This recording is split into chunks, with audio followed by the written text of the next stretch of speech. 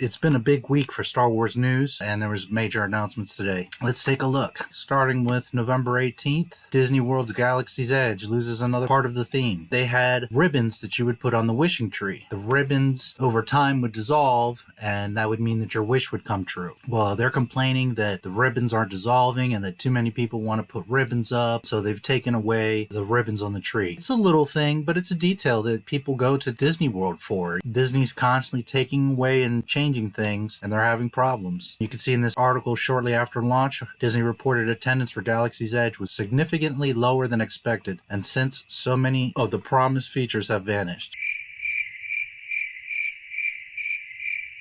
Star Wars attraction closing soon at this California theme park. On the 18th as well, Los Angeles Times reported that Legoland in California is closing. So they've got Galaxy's Edge in trouble in Florida and Disney World, and Legoland is closing in California. And you can see the park is made with 1.5 million Legos, and it'll be closing on January 6th at the Carlsbad, California park. So it's just a shame, they're losing yet another Star Wars property, Legoland, to close popular Star Wars attraction in January. The Death Star is pretty freaking awesome. It's 500,000 Lego bricks. All the time they spent to build this thing and these displays and just being tossed. It's ridiculous. This was reported on the 21st. You can see it's, Tatooine, the cantina, and the hangar bay. There's some cool stuff here. A Star Destroyer crashed here in the sand. There's Kylo's ship, another Star Destroyer. This one I really like, the Hoth battle. It's just neat. The AT-AT, yes, AT-AT, not AT-AT. The AT-AT is grounded here in the snow. The shield generator. It's cool stuff, It's really a shame, but it's showing what Disney's going through. All this stuff is starting to catch up to them, and they deserve it, frankly. All right, moving on. We're going to take a little trip down memory lane because Disney seems to forget things, or they just think we're stupid and that we forget things, or that we're not paying attention. I want everybody to get a refresher here that back in 2012, the day that he sold Star Wars, what he was talking about and what Kathleen Kennedy was talking about, because for some reason, Disney management and employees seem to have bad memories. So take a listen. I have story treatments of 7, 8, and 9 and a bunch of other movies, and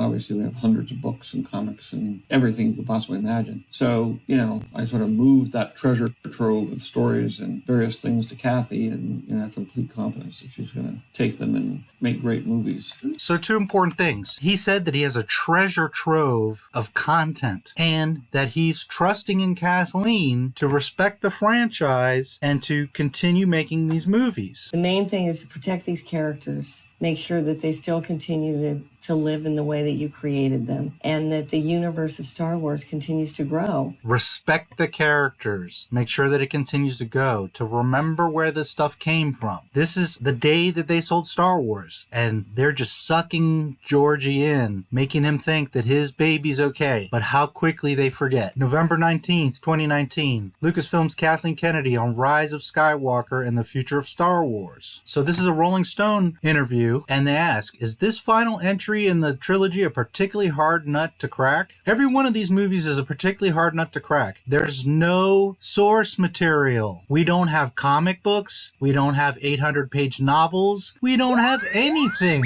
other than passionate storytellers who get together and talk about what the next iteration might be. In 2012, Lucas is saying, I'm giving you a treasure trove. And now Kathleen, after they've screwed up all the movies, is saying, oh, but we don't have anything to work with. We don't have any kind of source material, backup stuff. We don't know what we're doing. We just have to, wing it, basically. They ask, is there a point where you feel like you've got this? Well, I wouldn't say you would ever get to a point where you just go, that's it. It's a constantly evolving process. I mean, there's still little things that we're trying to get exactly right now. You never stop storytelling iterations that go on and making these movies. But we know what these previous 8 movies are. We know what that story is. So in this movie, we're taking all of what's come before and we're trying to find a satisfying conclusion. 1 second, you're saying you have no source material. Now you're saying in the same interview, and she is constantly contradicting herself, as is Iger, as is Johnson, and as is Jar Jar Abrams. They're constantly lying and contradicting themselves.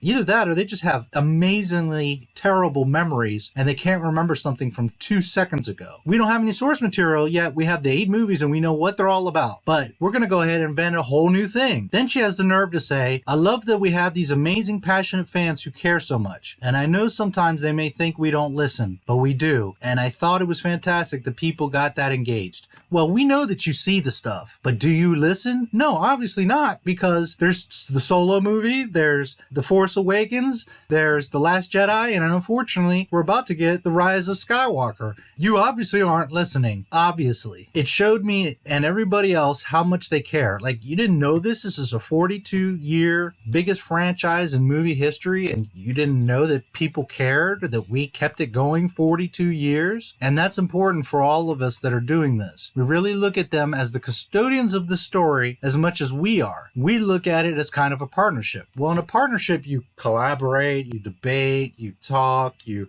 go back and forth, you come to decisions together. You guys went and did something completely different. You didn't listen to us. You didn't listen to George Lucas, who had the stories. And then here she's talking about how George is not satisfied with the movies. He gave you things to work with, and you chose to do something totally different. Of course he's going to be dissatisfied. I think there's plenty of examples where people create something that is fundamental to who they are, where it's difficult letting go and watching that become something different. Okay, this isn't just George Lucas's baby. This is millions of people around the world for 42 years, baby. You can't make every fan happy. We all have an image of what Star Wars is. But I'm sure that any real Star Wars fan will agree with me that we all have our ideology of what we would like in Star Wars movies. But at the end of the day, we accepted and loved what George did. Because at the end of the day, Star Wars is George's story, not ours. No matter what we want or think, it's George's story. Were all the movies perfect? No. Was everything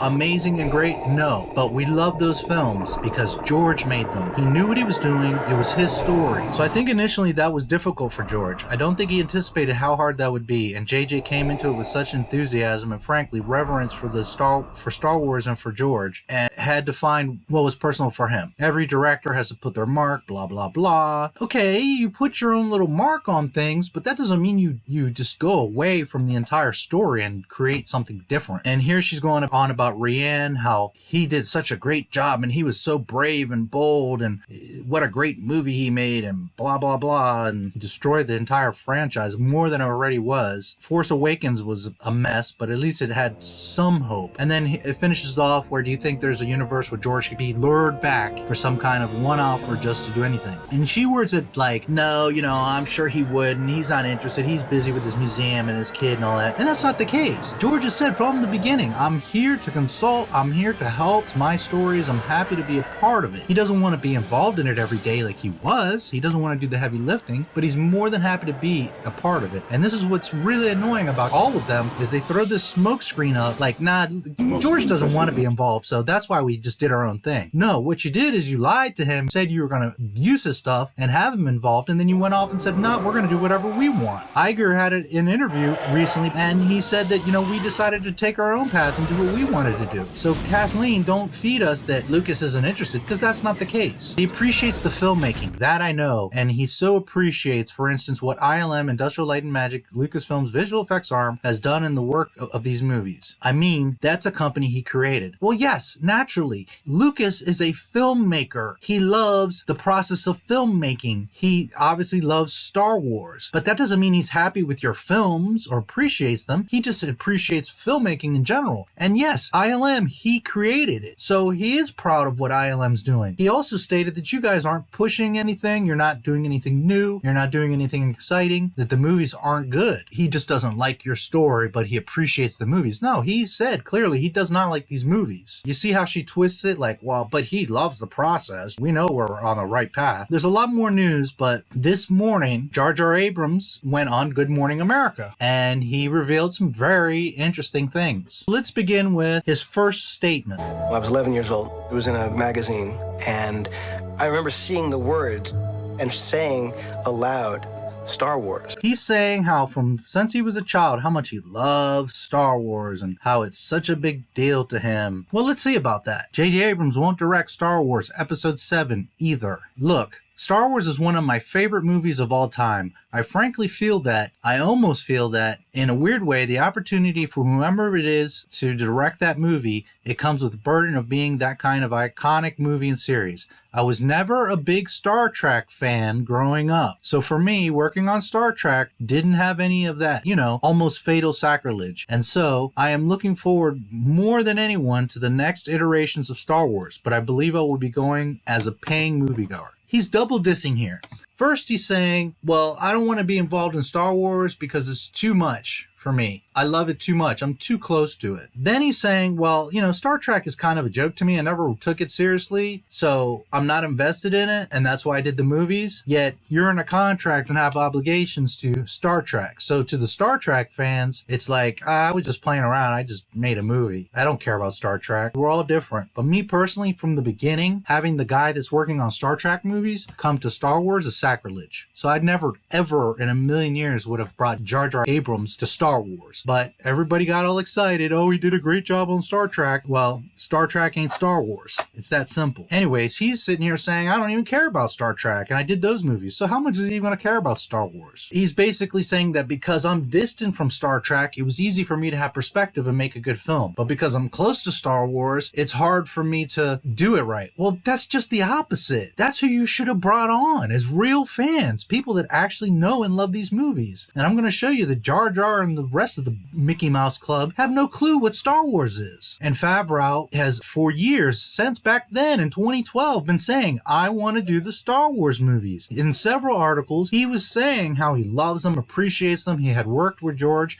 and that he would love the opportunity. And now, after they destroyed the franchise, they finally bring him on to do The Mandalorian. So it's just interesting. He's done the best of what Disney's done so far, outside of Rogue One. I really like Rogue One, but Mandalorian's decent, and it's much better than these movies we had. So it's interesting. What if they would have gone with an actual guy that cares about Star Wars, as opposed to, someone that you're going to see just doesn't care at all about Star Wars? Favreau's here talking about how they grew up at the same time, how they're all excited about Star Wars and they would love the opportunity, and that Favreau's been, mentioning it all over the place, like, I want to do them, and they didn't even look at him, they didn't consider him. So it's kind of ironic that now he's kind of the one that's pulling them out of the hole. And they made this big thing about Jar Jar Abrams. J.J. Abrams directing Star Wars Episode 7. Early on, I declined any involvement. This is a guy that says, when I was 11 years old, Star Wars, and he was, it's a big deal to him. Yet they come to him to do the movies, and he's like, no, I don't want to do them. It's also important to note that the script for Episode 7 is being written by Michael Arndt. To date, the only officially confirmed person involved with the 2015 film, outside of executive producer Kathleen Kennedy of Lucasfilm and George Lucas as a creative consultant. Okay, so from the beginning, they were telling Lucas, you're going to be the man. You're going to be the consultant. We're going to make your stories. Kathleen, out of her mouth, said that. Respect the character so that it lives on and grows. J.J.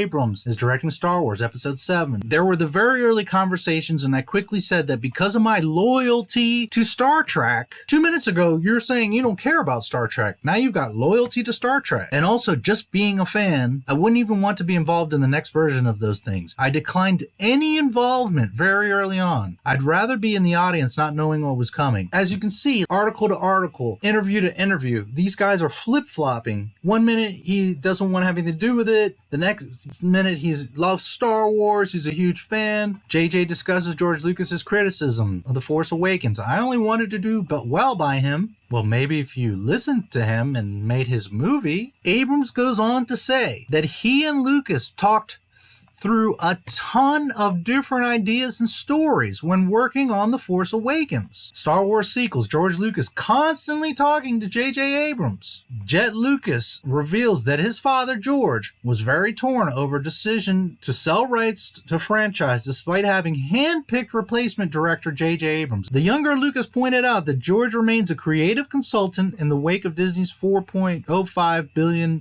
purchase of all rights to the long-running space saga in October. He said his father had been very torn by letting go of the series and had actually written outlines for future films. Jet said Episode 7 would be based in part on original ideas handed by Lucas to Disney as part of the sale of Lucasfilm. I already know what happens, he said. I'm happy with what's going on. His son knows what's going on, obviously, because the story already existed and Lucas told it to him. Yet we don't have any source material to make these movies? J.J. Abrams says he initially turned down Star Wars 9, talks picking up after The Last Jedi. When he was first being approached, he didn't want to have anything to do with Star Wars. He was like, no, I don't want to do it. It's too big of a responsibility. I'm committed to Star Trek and I just don't want to do it. And then Kathleen Kennedy had been calling him and courting him, and she said, would you really seriously consider coming on board? And he thought about it, and he even says, and there was an actual moment when I nearly said, no, I'm not going to do this. It was Abrams' wife and Bad Robot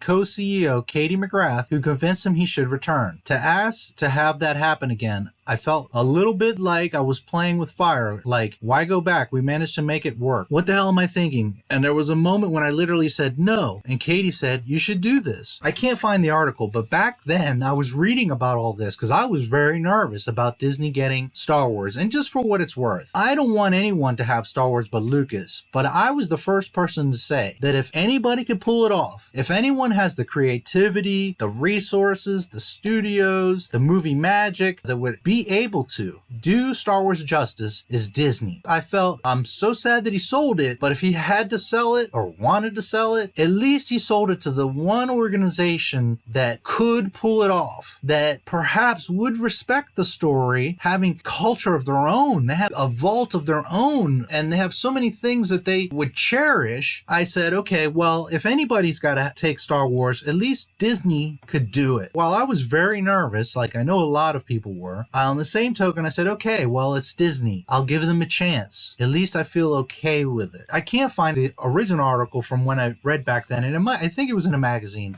Basically, he was saying how, no, he didn't want to do it, and he kept sleeping on it, and he couldn't decide. He was like, I really don't want to do it. I don't feel comfortable. I'm busy with other stuff. I think during breakfast it was, his wife was like, are you going to do it? And he's like, I don't know. And she's like, you have to do it. This is once in a lifetime. It's Star Wars. And that's when he was like, well, duh. Yeah, what am I thinking? This is Star Wars. I gotta do this. I mean, who has to think about doing a Star Wars movie? Never mind a Star Wars trilogy. It's just insane. And you're J.J. Abrams that does science fiction and huge films. You're Jar Jar Abrams that claims that since a little boy I saw the word Star Wars and I was, oh my God, Star Wars. In the famous words of Jeremy from Geeks and Gamers, a trilogy, not a movie. And then here he's going on how to have no script and to have a release date and have it be essentially a 2-year window when you're saying to yourself, you've got 2 years from the decision to do it to release, and you have literally nothing. You don't have the story, you don't have the cast, you don't have the designers, the sets. There was a crew and there were things that will be worked on for the version that preceded ours, but this was starting over. No, it's not. This is what makes us crazy. Okay, you don't have a cast?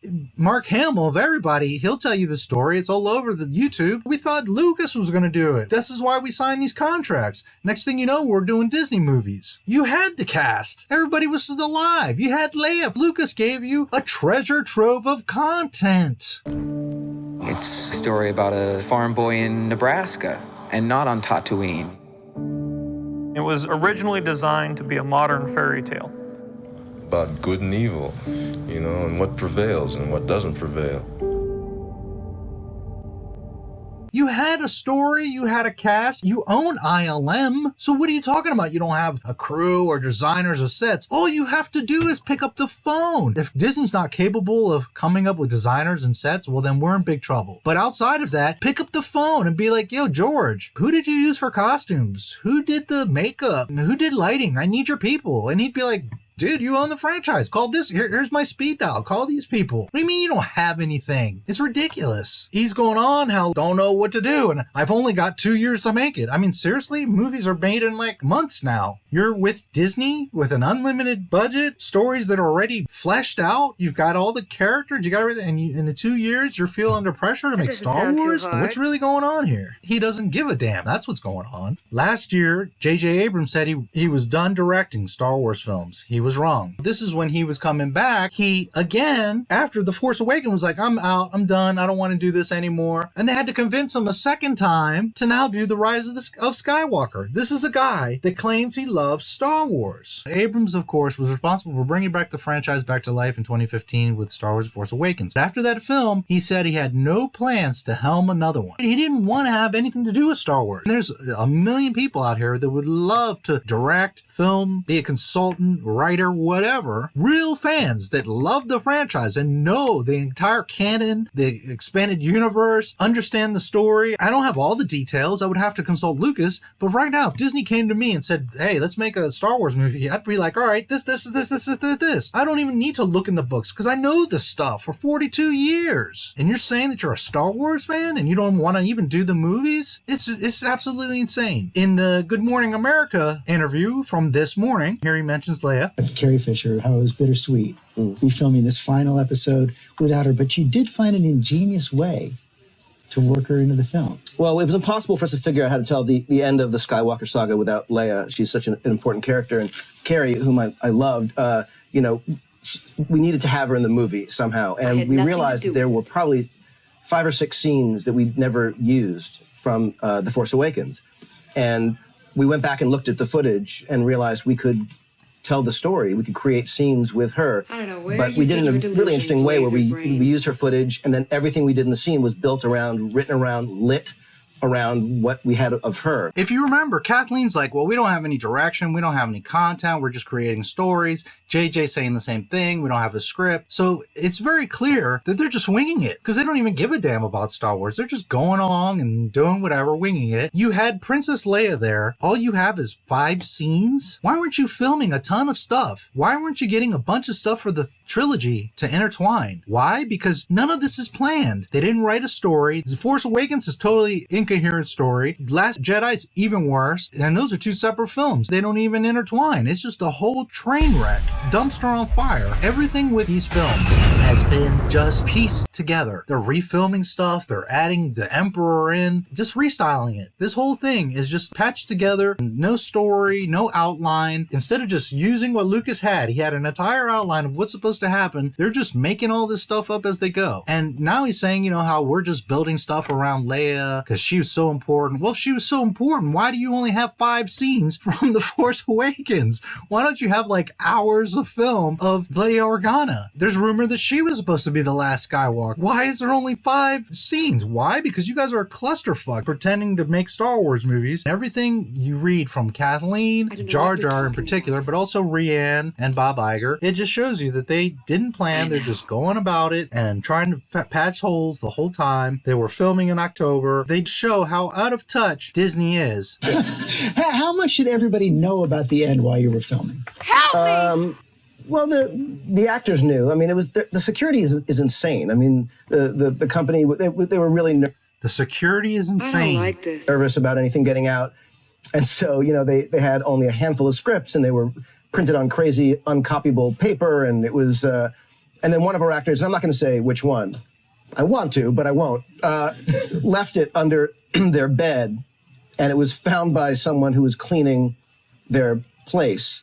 And it was given to someone else. If you love the movie, you're not just going to leave the script laying around, even if it was hidden under your bed. You're an actor in Star Wars. You have a few $100s to buy a safe. You signed probably a multi-million-dollar deal to be in these damn movies, and you don't have a safe in your house or your hotel or whatever? Seriously. So it just goes to show that, 1, the actors don't even care or don't even know what Star Wars is because they're just leaving the script around. And 2, what happened to Disney's insane security? Shouldn't there be a guard or a lock and key or something? Furthermore, in their contracts, it stipulates that you can't talk about certain things, you can't mention certain things, and you most certainly can't share or show the script. Just by contractual reasons, it's insane that this script is laying out for someone to take. It's just a huge clusterfuck, the whole thing. And then it's on eBay.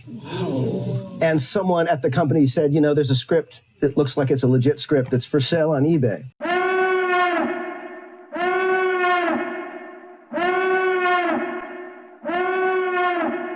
I left the full script under my bed. What happened was, it was actually from my apartment. I was moving apartments and I left the script under my bed.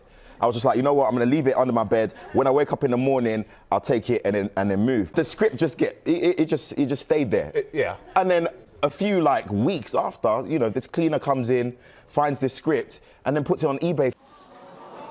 For how much? Hey, look, Disney bought it back. They bought it back. It was like, it was something silly. It was like, you know, like $85 or something. So they obviously didn't know. I think they were basing the price on my name being on the pages. I want you to hear what Jar Jar and Kathleen have to say. I did pose this provocative idea, who is Luke Skywalker, that would be something that was said by one of our characters. Why are you guessing who Luke Skywalker is? We know for 42 years who Luke Skywalker is. You don't have to figure it out or speculate or create. We know who he is. He's arguably the greatest Jedi of all time, and he literally was so unselfish that he took lightning bolts for his father and saved the galaxy. That's who Luke Skywalker is. And if you were paying any attention to a Star Wars film, you know who Luke Skywalker is. I swear that these people have never even watched the Star Wars movies, because the way they talk, they literally are clueless. You have to figure out who Luke Skywalker is? Why was who is Luke Skywalker such a fascinating question? I guess because it spoke to a new generation. It was that idea that there would be young people for whom Luke Skywalker was essentially a myth. Okay, and that's fine. Legends get carried on. That's okay if Rey or whoever didn't really know because it wasn't their time, but that doesn't mean you erase who Luke was. He doesn't just become a hermit. He's still Luke Skywalker. It doesn't erase his past. It just means that the younger generations have to read about it or hear about it, just like we hear about people in history. But that doesn't mean you erase and eliminate who they were or change the past. There isn't a day that goes by or went by as we were making the movie where we don't talk about George.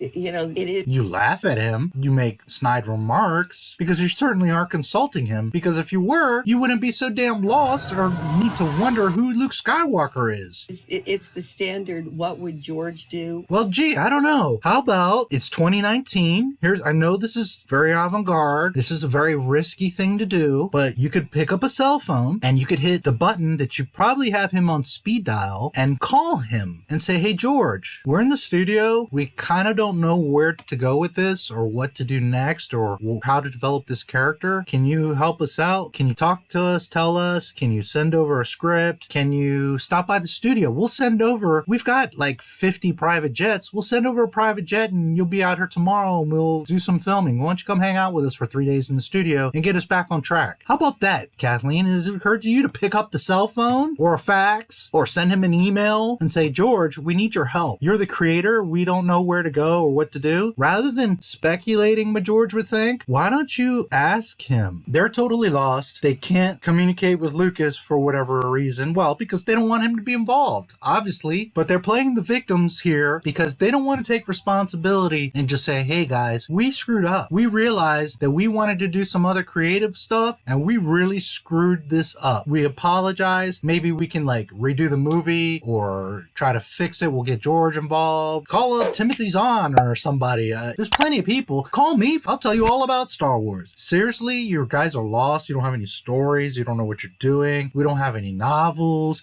There's no comic books. Poor us. Poor Disney. We don't know what to do. We don't know how to make a movie. And then you got the director who doesn't even want to make the movie. A trilogy, not a movie. A trilogy, not a movie. It's absolute insanity that these people lie because they don't want to just take the responsibility for making jacked up movies. That's really what it comes down to. You know, Rian Johnson going on about, instead of just saying, hey guys, I took a risk and I really fucked up. No, what he does is, well, you know, I like to make movies that half the people get pissed off and half the people love it because that's what a director does. No, I'm pretty sure most directors, although they know they can't please everybody, they're hoping that at least most people like the movie. They don't want like a 50-50 or leaning towards the everybody hate it side. They want most people to like the film. film. I'm pretty sure if you ask anyone, Tarantino, Michael Bay, Cameron, whoever, they're going to be like, yeah, we want to sell tickets. We want to be remembered for people loving our films, not having debates and arguments and memes and tweets and all this mess and people, wanting to torch you because you've screwed up a franchise. And again, it's because they don't want to just own up. They want to, play this game of, well, but I was just being avant-garde and that's what we do. It's absolute insanity, and it's just more proof that they are totally clueless as to what Star Wars is, and worse yet, they just don't give a damn. They do not care about these movies in the least. They're so dysfunctional, so out of touch. Disney is just completely lost on what Star Wars is. You have massive budgets and crews. George Lucas, again, didn't do everything perfect. He had to make some changes, I'm sure. He had a lot of nightmares making the first movies. First day of shooting, Star Wars, huge sandstorm. They couldn't even film. He went through all kinds of stuff. But with millions of dollars and 2 years, you're still filming and cutting things, and you're still lost as to what to do, and you don't know the story. It's absolutely bananas. Here's the really big news of the day. Listen to this. Now it's all coming to an end. Isn't that crazy? It is a little crazy. Is the movie done? Just yesterday. Yesterday. And he's still here this morning. For the last time. Yes, it's done. It's done. So now people have to see it. And you were really, reshooting right up through October?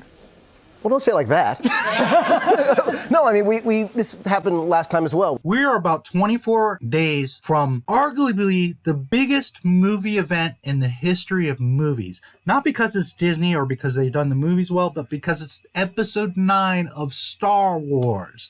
A 42-year franchise, bigger and badder than anything else out there. Millions of fans around the world. Toys, shirts, girls dressing up like Leia with the buns in their hair, all kinds of references, every TV show. Star Wars. Star Wars. Star Wars. Have you even seen Star Wars? She's never seen Star Wars. Here's some money. Go see a Star Wars. Every cartoon, comic has made references to Star Wars. For 42 years. This is the end of a saga, and you just finished it yesterday. How dysfunctional are these people? Not everything goes as planned on movies, but I don't think Lucas was ever 24 days away from releasing a film and finishing. And certainly not something this budget, this big, and out of all the movies, the tying the knot in the 9-movie mega saga, and you're just by the skin of your teeth finishing this movie weeks away from being released. So you heard them. It's the 25th, and the movie was finished yesterday, on a Sunday no less. So you know they're working overtime because they're freaking out. On a Sunday they finished it. Not like,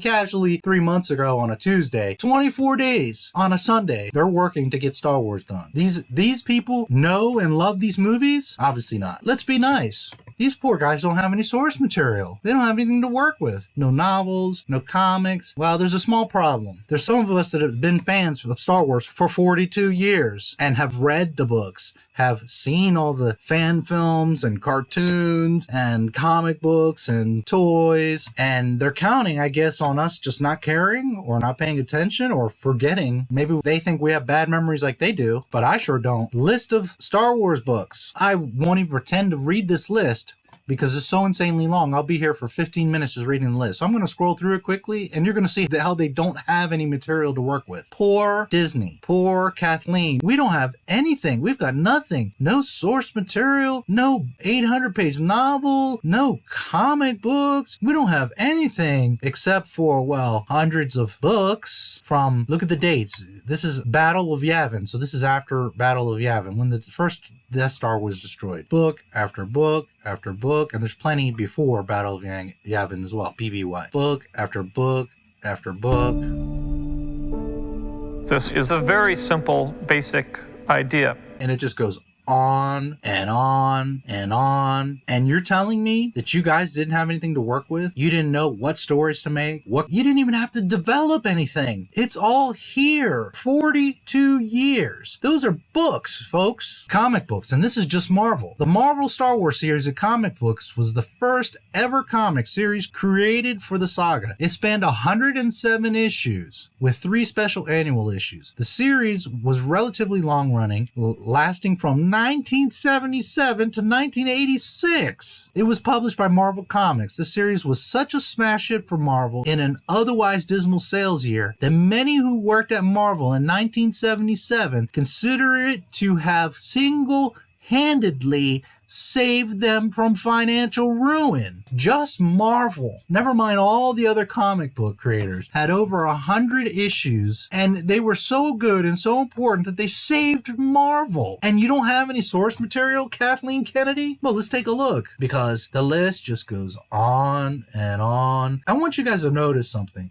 What I just saw, for example, Darth Vader, Moons of Yavin, Wasteland, World Below, Jabba, Jawas, Hoth stuff. There's literally years of content, and it's not even like, well, it's all about Luke. It's this massive universe, down to like the smallest creatures, lifestyle, languages, weaponry, armor, living quarters, planets, vehicles. You don't even have to guess. You have decades of content to work with. Decades, not a book, decades. This is a list of Star Wars comics. Comic books set in the fictional Star Wars universe.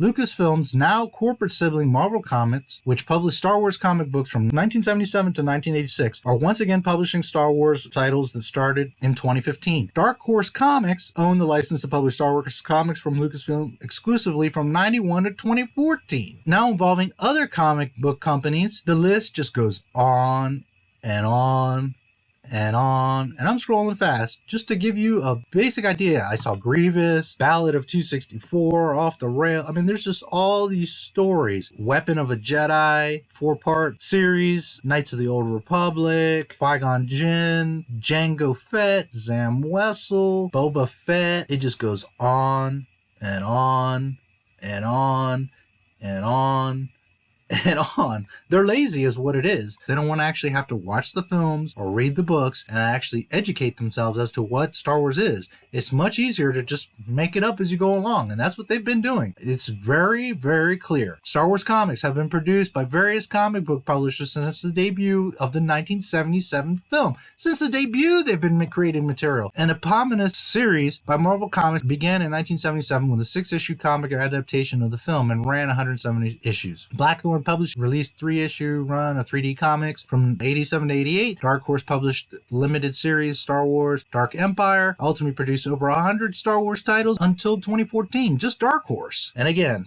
it just goes on and on and on.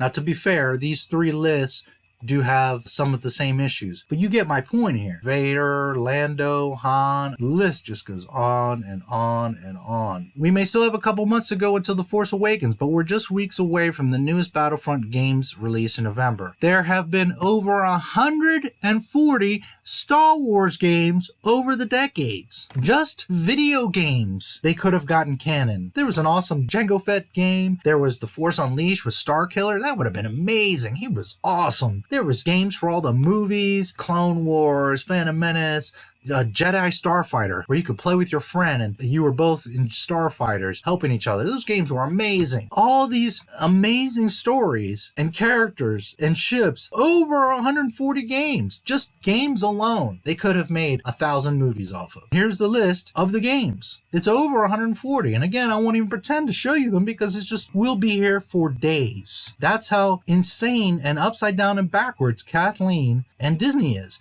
Because it's not even like, okay, well, there are 5 novels that we could have worked with. Even if you half this list, you chop it into a third of all this stuff that you could really legitimately use for canon to make cohesive stories, you have like 1,000 pieces of content between video games, comics, and books. Never mind magazines, StarWars.com, Lucas. You know, you could always write them an email and ask. Everybody that worked on Star Wars films, a million fans, little stories on the back of action figure card, and they have the nerve to say they don't have anything to work with. Star Wars, Daisy Ridley says Rey's parents thing is not satisfied. On the 20th of November, a few days ago, Daisy's talking about, oh, well, you know, we're still going to go on about who I am, even though we've said I'm nobody and my parents didn't care and they were filthy drug traders who sold me off for drinking money. But, you know, we're going to keep on with the Mary Sue story. The parents thing is not satisfied for her and for the audience, she told Entertainment Weekly. That's something she's still trying to figure out. Where does she come from? She added, it's not that she doesn't believe it, but she feels there's more to the story, and she needs to figure out what's come before so she can figure out what to do next. I was an elf in a shopping mall. You can't stop me, I'm a Jedi from Jakku. My friend, what's next for you? What is it that you want to do next? I would love to do a musical. Wow. Ridley previously promised that the mystery of Rey's parentage would be resolved in the upcoming movie, revealing director Jar Jar Abrams did say the question is answered. So at the end of the film, you do know what the dealio is. Rey. Big question people want to know. Adam Driver, epic scene that you two have. That had to be quite an undertaking. The reaction as we were doing it was so really like big that I thought add editing and effects and whatever it is, and this is going to be. We did it! Honestly, nobody gives a damn. We're over Rey, and we're definitely over Disney. Nobody cares. Not only have you not made a good story so that we can even follow what's going on, you have not developed any of these characters, so we have no emotion, care, feeling, nothing for these people. They might as well all just be droids, because I have more love in my heart for R2-D2 than any of these damn characters.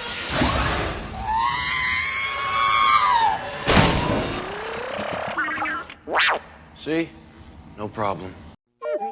They're poor actors, they're poor scripts and storytelling, and there's no character development. We don't know who they are, what they are. We have no feeling here for them. Who cares who Rey's parents are? Now, why are they making this a big deal? Because just like JJ had admitted that scripts are getting leaked, that they're refilming stuff. This is why he did an interview today and they released a new trailer, because finally the film is finished. A lot of stuff has been leaked, and all these rumors we've been hearing that they're refilming stuff, well, they have been. The movie's not done, well, it just got finished yesterday. And when we hear crazy things like Rey's gonna stomp on the Emperor and that she's his granddaughter, well, guess what? That's probably what's gonna happen, because they're sitting here telling you we're gonna find out who she is. She's a Skywalker, and she's probably the Emperor's granddaughter. And this is just gonna be a hot train wreck. Who cares where Rey is from? It's too late for in the third act, in the last movie of 9, you're gonna show us who Rey is, who her parents are. I mean, who are these people that are writing these films? Have they ever made a movie? And that's what's really sad here. None of them, nor not individually, nor to collectively, can pull together a Star Wars movie. On the 22nd, Disney's testing SUV-sized drones over Star Wars Galaxy's Edge. X-Wing style drones could be showcased ahead of December 5th ride opening. They had these in the past, a couple of them for a celebration, but now they want to have them coming up here December 5th. They want to have these drones flying around. And they're the size of an SUV. They're huge. It's very cool. If you look here, you see it's translucent. Some people are concerned, like, it's the size of an SUV. What if that thing falls on someone? Well, you got to consider that a drone isn't very heavy. They're designed light because, you know, you got little fans that have to fly these things around. While it is a big size, it's very much a light skeleton. It's not really an X-Wing with armor and everything. So if it were to crash, yes, it could hurt somebody, but it's not quite like what you think. It's not like a truck in the air. Before the average Star Wars fan gets excited, the report said that the new SUV-sized drones will likely be used exclusively for the media opening night event. Records from 2016 showed Disney was granted a waiver by the FAA to fly drones on their property. But the blog site reports it's unclear if the FAA had authorized drones of this size to fly on a daily basis. Here's another image. You can see it's translucent. If you have a ranch in, I don't know, Texas,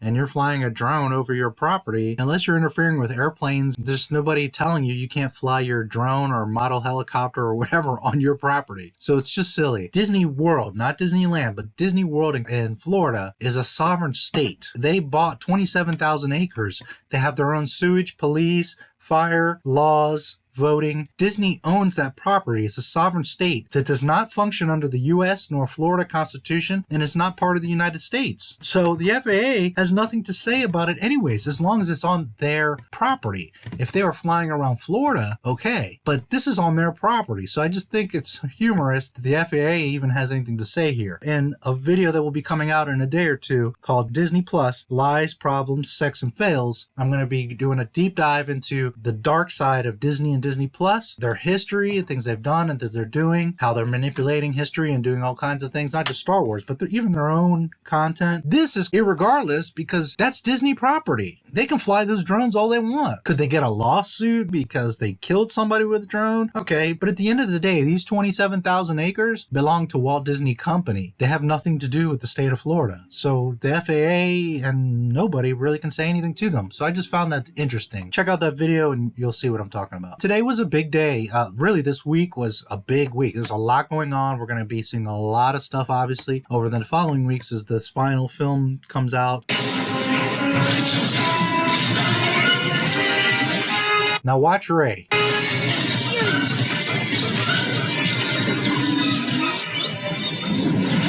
She just shot, what, I don't know, a dozen shots? Well, what's going on? Is Mary Sue having a bad day? She couldn't hit anything? Then we got these guys who are on these, like, sand motorcycles. It's not that they can't have that, like the Jawas have, you know, the sand crawlers. But first order, you have more resources, you're more advanced, not only in technology, but in time from the Empire. You have all these troops and resources. Instead of, like, having floaty scout bikes or something, you're on these tank tread sand bikes. Then to make matters worse, these sand bikes like jack up so that a jump trooper can go flying off. Now, it does pop up, but it's not like a catapult where it, you know, springs up and is going to launch the guy. It's just really for show. Like, oh, look, our bikes do an endo and guy flies off of it. It's just a cheap horse and pony show. It's everything that Disney's been doing with Star Wars. It's just a cheap show of gags. This doesn't even make sense. It's not even necessary. You could argue that at this angle, the jumper has a better angle for liftoff. Okay, no argument there. But it's the future. It's Star Wars. You don't need all that. He could have just flown right off of the bike. He didn't have to do this fake catapult thing. The other one's going to do it too. That's not popping up at a velocity that's throwing this guy. It's just going up at an angle so that he flies off of it. When the bike is flat, he could have just flown off the back or jumped off and took off. It's not even functioning. It's not doing anything. It's just a showpiece. And in Jedi, they had speeder bikes that were floating. Why are you using a sand thing that's going to get sand in the gears and break down treads and do all kinds of extra? It doesn't even make sense. They're just trying to get you hyped up. Ooh, look, we're launching troopers with backpacks. So you've got Mary Sue, who for whatever reason can't even hit their vehicle, never mind kill one of these guys. And she's the perfect Jedi. All of a sudden, she can't hit anything. Then you got these guys fake catapulting rocket troopers off the back.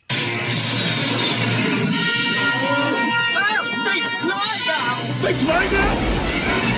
They fly now! That's the famous word of the day. They fly now. It's jetpack season. If Kathleen, Bob Iger, Jar Jar Abrams, Rian Johnson, any of the actors, any of the crew, any of the stunt people, publicists, any of these people actually cared about Star Wars and actually knew about Star Wars, they wouldn't be saying, oh, they fly now? Jump troopers, also known as Imperial Jump Troopers or Rocket Troopers, were specialized stormtroopers utilized by the Galactic Empire prior to and during the Galactic Civil War. Jump troopers were equipped with jump packs or jetpacks that allowed them temporary flight. There were variants of jump troopers that specialized in different planetary environments, such as Arctic Jump Trooper, Desert Jump Trooper, Forest Jump Trooper. There's Shore Jump Trooper. There's Elite Jump Troopers. There's all kinds of jump troopers since before the Galactic Civil War. This is nothing new. But if you actually knew Star Wars, Disney, you wouldn't be selling this as new. So again, they're catering to people that are clueless, like, oh, look, these guys got jetpacks. My backpack's got jets. My backpack's got jets. Well, I'm Boba, the vet. Well, I bounty hunt for Jabba Hutt to finance my vet. It's old news.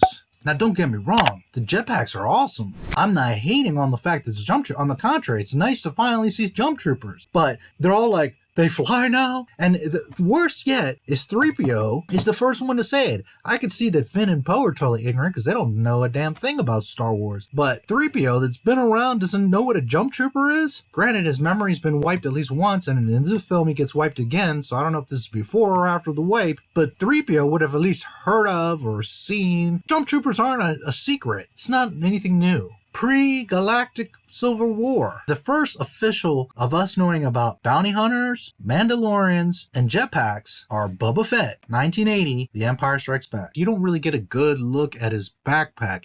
You kind of assume it's a jetpack, and for those of us that grew up with the stuff, we had the toys. We knew Boba Fett had a jetpack. But from the movie, you don't really get a good view until about now in this scene. This is what you've seen so far. You see the rocket and you see kind of a backpack, but even then you're not totally clear on, is that a jetpack? We knew, obviously we're like, oh, he's got a jetpack. But officially, you didn't really see it or could prove it. It's just there. Here is like really the first real good view you get at his backpack. Vader, what about Leia?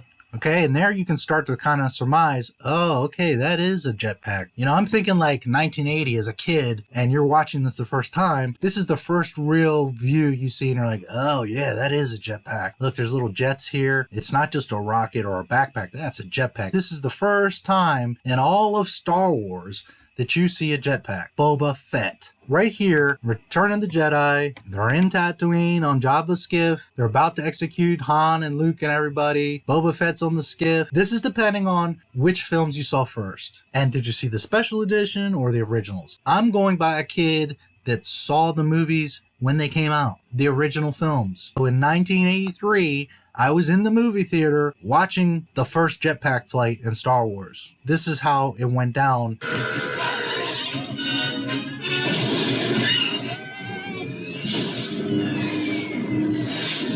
If you had seen the special editions first, in canon as far as timeline, this would be technically the first time you saw Boba. As the prequels didn't exist, you could argue that this is the first time that a jetpack is seen. Although, again, if you saw the original movies, this was added later.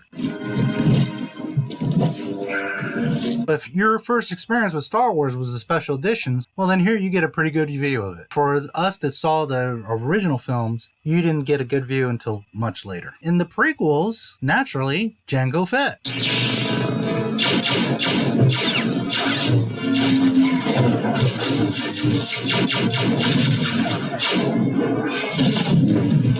Jetpacks aren't anything new. For generations, Mandalorians were using jetpacks. There was bounty hunters, there was jump troopers. All of this is, if you know Star Wars and care about it, you know that it's nothing new. This is old school. It is very cool to see them in the new movie. It was very cool to see all the bounty hunters in the Mandalorian with their jetpacks. I'm not trying to down it at all, but when you have, obviously, the first time that this is being referenced, and then you've got characters saying, oh, they fly now? Not that Poe is worldly, let's say, but he is the best fighter in the Rebellion. He probably has flown to a planet or two. He's a pretty hip guy. He's pretty tough and smart and sharp. You would think he would have heard of a jump trooper or a bounty hunter with a backpack. But apparently, you know, they all have their heads up their asses, just like Kathleen and everybody at Disney has their heads up their asses. It's really sad that this is what Star Wars has come to. A bunch of people that don't care about the movies and don't know a damn thing about the movies are the ones that are making the movies.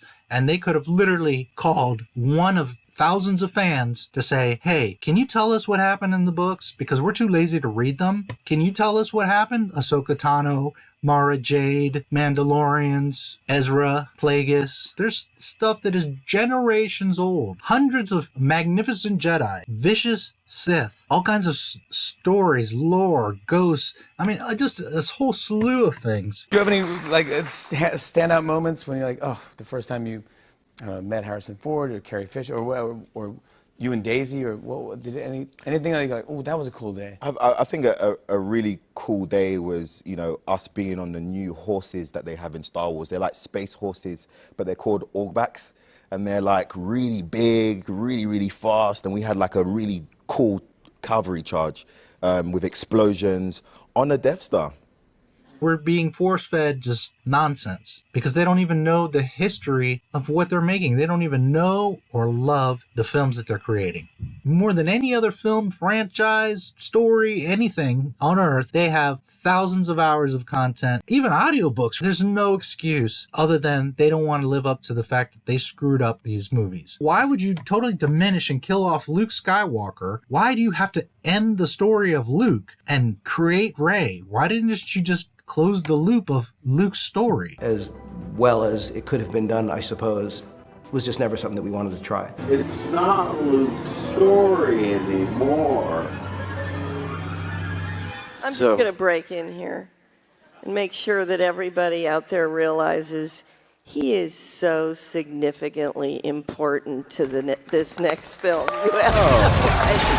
It makes no sense. But then again, they don't make any sense. They don't know what they're doing. They're flying by the seats of their pants, and they're just making these movies, laughing all the way to the bank. I hope you enjoyed this video. I have a lot of stuff coming, and the next day or two, like I said, I'll have Disney Plus, Lies, Problems, Sex, and Fails. It's going to be a pretty deep dive and interesting stuff, so you see what's really what with Disney. We're screwed. The Rise of Skywalker is just going to be a hot mess. What can we do? Hey, it's jetpack season. I think the jetpacks are awesome, but this is the new gimmick. Baby Yoda and jetpacks. It's cool stuff, but it's just the way that they use it. They're very divisive, and they throw gimmicks at you instead of good stories and good character development. I love jetpacks. I love Mandalorians, and Baby Yoda's super cute, and all that's fine and dandy. But you know what I really love is a good story, especially one that respects something that I've loved for 42 years. Well, what else can we do? It is what it is. It's sad that we all know it's over. It's a train wreck. And in a way, it's almost relieving. How sad is that we're pretty much relieved that it's finally at least stopped the bleeding. Please like, subscribe, comment, share the video, help the channel grow. May the Force be with you.